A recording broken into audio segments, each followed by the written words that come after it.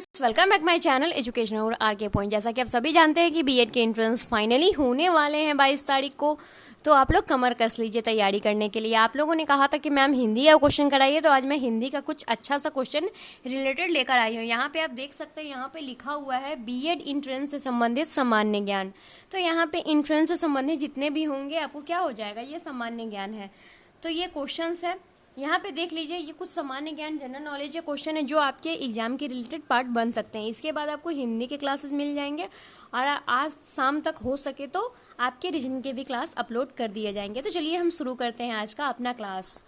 First of all, अगर आप हमारे चैनल पर नए हैं तो क्या कीजिएगा, अरे हमारे चैनल को सब्सक्राइब कर दीजिएगा। कम से कम 100 लाइक तो बनता है ना, इतना तो कर ही सकते हो आप मेरे लिए, तो लाइक कर दीजिएगा।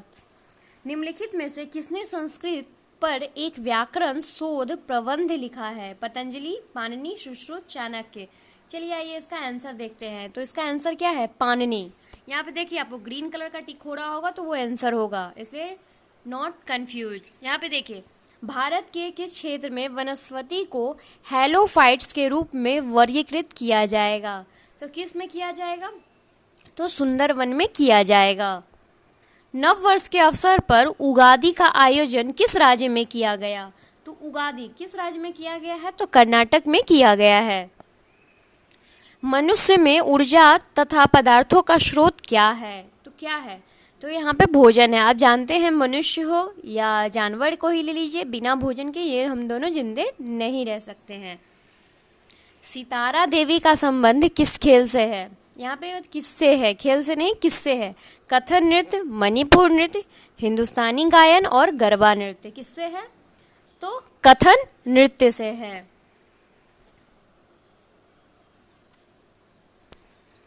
स्कूल व्यवस्था की मुख्य जिम्मेदारी किसके ऊपर रहती है? तो शिक्षक, प्रिंसिपल, प्रबंधक और उपरोक्त सभी। किसके ऊपर रहती है? तो प्रिंसिपल के ऊपर रहती है, क्योंकि कुछ भी होता है तो कहाँ है प्रिंसिपल, लाओ पकड़ो उसे, इसी तरीके से हम लोग कहते हैं ना, तो प्रिंसिपल के ऊपर होती है। शिक्षक छात्रों की क्षमता किस तरह मापता है? इसमें आपको सब कुछ मिले जुले क्वेश्चन बनेंगे, ठीक है। ये मॉडल पेपर है आपका एक एंगल से। तो शिक्षक की क्षमता छात्रों की जांच करके, यानी कि उसे कॉपी जांच कीजिए, जो लिखता है क्या पढ़ रहा है, आप इस चीज़ की जांच कीजिएगा, तभी उसकी क्षमता का आपको पता चलेगा। आदत किसे कहते हैं? कोई कार्य की पुनरावृत्ति, यह एक स्वतः है, ए और बी दोनों, इनमें से कोई नहीं। तो क्या आंसर इसका होना चाहिए? तो कोई कार्य की पुनरावृत्ति, यानी कि कोई आदत होता है, जैसे कि आपको हर बात में जात्री, ले, लुट्टा बोलने का, जैसे हिंदी वाले शब्द होते हैं, बहुत लोग बोलते ही हैं। किसी किसी बात में किन्हीं लोगों का आदत होता है गाली दे देने का।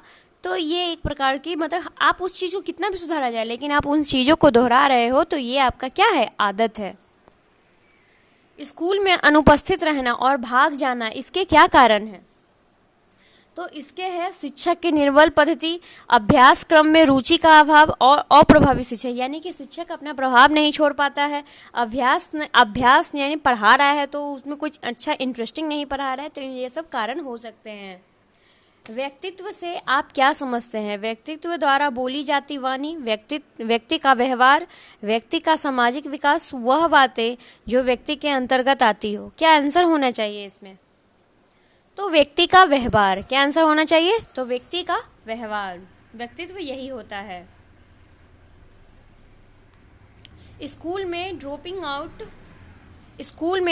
आउट होना मतलब क्या होता है? स्कूल हमेशा के लिए छोड़ना, स्कूल में अनियमित, वर्ग में टूअंट खेलना, और इनमें से कोई नहीं। तो क्या आंसर होगा इसका? तो इसका आंसर होगा स्कूल हमेशा के लिए छोड़ना ही स्कूल से ड्रॉप आउट कहलाता है। निम्नलिखित में से कौन सा कार्य लॉर्ड कर्जन के समय काल में नहीं हुआ था? अकाल आयोग का गठन, हंटर आयोग का गठन, बंगाल विभाजन, भारत लोक सेवा का गठन।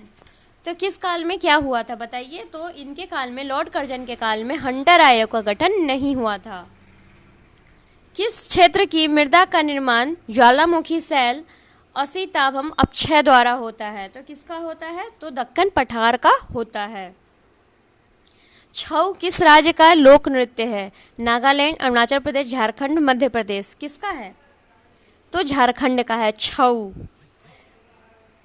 निम्नलिखित में से कोशिका की आत्महत्या की थैली के रूप में किसे जाना जाता है? लाइसोसोम, ग्लोडी बॉडी, ग्लॉडी बॉडी और राइबोसोम, इनमें से कोई नहीं। तो कौन सा होगा? तो आप बचपन से पढ़ते आ रहे हैं, यानी कि 3 या 4 के पेपर से ही पढ़ाया जाता है, लाइसोसोम, जो सुसाइड सेल के नाम से भी जाना जाता है। वर्गखंड में शिक्षा के लिए क्या आवश्यक है? छात्रों की जिज्ञासावृत्ति, उचित पर्यावरण, पारंगत शिक्षक, उपयुक्त सभी। क्या आवश्यक है? तो उपयुक्त सभी, यानी कि पारंगत शिक्षक भी होना चाहिए, उचित पर्यावरण भी होना चाहिए और छात्रों की जिज्ञासावृत्ति भी होनी चाहिए। निम्नलिखित नदियों के युग में किसे सर्वप्रथम जोड़ा गया था? तो दामोदर, गोदावरी और कृष्णा नदी को जोड़ा गया था। किसका ज्ञान हमें स्वयं को समझने में अधिक मदद करता है? किसका ज्ञान? रंगों का, शिक्षा का, सामाजिक प्रत्यक्षीकरण का, उपयुक्त सभी का। तो शिक्षा का ज्ञान समझने में हमें अधिक मदद करता है। प्रायः किस अवस्था में बच्चे विद्यालय में समायोजन संबंधी समस्याओं से ग्रस्त हो जाते हैं? विद्यालय की पूर्व अवधि में, बचपन में, पूर्व सामाजिक विकास की अवधि में, मध्य बाल अवस्था में। तो क्या आंसर इसका होना चाहिए आपके हिसाब से? तो चलिए यहाँ पे देखते हैं। तो विद्यालय की पूर्ण अवधि में बच्चे क्या होते हैं? संबंधित समस्याओं से, समायोजन संबंधी समस्याओं से ग्रसित हो जाते हैं। बच्चों की कल्पनाशीलता क्या दर्शाता है? अंदरूनी प्रतिभा, कल्पना के प्रति उनका प्यार, दबी हुई कुंठा, आयु के संबंधी उनका रुझान। तो क्या आंसर होना चाहिए आपके हिसाब से? तो आयु संबंधी उनके रुझान, ये आंसर आपका। यानी कि बच्चों की कल्पना किससे दर्शाएगी? तो उसके आयु संबंधी उनके रुझान, यानी कि जिस आयु से उसी चीज में वो खलना। आप अगर किसी 15 से 17 साल के बच्चे को कहोगे कि क ख ग वाला गेम खेलो, तो वो खेलेगा? कभी नहीं खेलेगा। तो उनके आयु के अनुसार ही उनका नॉलेज भी चेक होता है। क्या बुद्धिमान अभिभावकों के बच्चे अध्ययन में सदा चमकते हैं? नहीं, हाँ, ईश्वर मनोविज्ञान। तो ये क्या आपके अनुसार? नहीं, जरूरी नहीं है कि बुद्धिमान राजा का बेटा राजा ही बने, राजा का बेटा रंक भी बनता है। तो ये कहावत है, अब इस पर मत जाइए। तो बुद्धिमान अभिभावक को जरूरी नहीं कि बच्चे अध्ययन में सही ही हों। समाज में हो रहे नैतिक पतन को रोकने के लिए सर्वश्रेष्ठ विकल्प क्या है? तो शिक्षक द्वारा सदाचरण है। क्या है? तो शिक्षक द्वारा सदाचरण। मानव जन्म मुक्त लेता है, परंतु सभी ओर से उसके जंजीर में, यह विधान किसने दिया था? तो WI इलेक्ट्रोपी के Abraham Maslow, Jean Jacques Rousseau, John Dewey. किसने दिया था? तो यह दिया था जीन जैक्विस राउटसेट ने दिया था। निर्णय लेने का कार्यक्षेत्र क्या है? संगठन है, प्रबंधन है, निरीक्षीकरण है, प्रशासन है। क्या आंसर होना चाहिए आपके हिसाब से? तो प्रशासन होना चाहिए, यानी कि जो हमारी प्रशासन होती है उन्हीं को निर्णय लेने का अधिकार है कि इसको क्या सजा मिले। आप जरूरी नहीं है कोई आपको मार रहा है तो आप भी उसको जाकर 4 लपड़ याद हो, ऐसा कुछ नहीं है। ये सब निर्णय किसका अधिकार है? तो प्रशासन को लेने का अधिकार है। शिक्षक छात्रों की क्षमता पर किस तरह मापता है? छात्रों के माता पिता से पूछकर, छात्रों की जांच कर, छात्रों को पूछकर, छात्रों द्वारा किए गए विविध कार्यों का विश्लेषण करके। तो इसका आंसर आपके हिसाब से क्या होना चाहिए? तो छात्रों की जांच करके। मैंने पहले भी आपको ये क्वेश्चन बता चुकी हूँ कि छात्रों की जब तक जांच नहीं की जाए वो आपको पता कैसे चला पाएंगे। अब कुछ क्वेश्चन मैं आपसे पूछे जाती हूँ जिसका आप मेरे कमेंट बॉक्स में नीचे जवाब दोगे और आपको अपने कमेंट बॉक्स में ABCD आंसर देना है और कल की वीडियो में इसका आंसर मैं पोस्ट कर दूंगी आपको। तो छात्रों को विज्ञान विषय कैसे सिखाना चाहिए? छात्रों द्वारा प्रयोग करवाकर, तभी वो लैब में विज्ञान विषय सीख सकते हैं। विद्यार्थियों को सही उपयुक्त ज्ञान कैसे दिया जाता है? पाठ को समझाकर, पाठ को याद कर, गलत तरीके से शिक्षण कैसे सिखाना है और शिक्षा का स्व अध्ययन कर। तो विद्यार्थियों का स्व अध्ययन कर दिया जाता है। चलिए, आप इसका क्वेश्चन आप दोगे। आप क्वेश्चन ठीक ढंग से पढ़ लो, मैं छोड़ रही हूँ।